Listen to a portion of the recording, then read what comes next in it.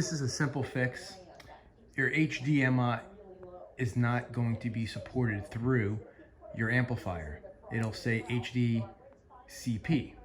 What that means is they're not allowing you, your provider or the whoever you have, aren't allowing you to run or stream content through another device like a receiver. So the only way to actually bypass this, and I figured it out, all you need to do is trick it by buying an HDMI splitter. By doing this, it'll trick the box thinking that you're not running it through a device. So what you want to do is take your HDMI, which is right here, right from the back of the box, and you want to go into the back of the splitter where it says output.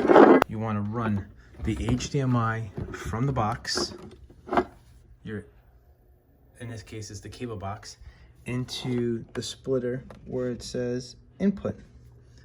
And then output is going to be going through the amplifier.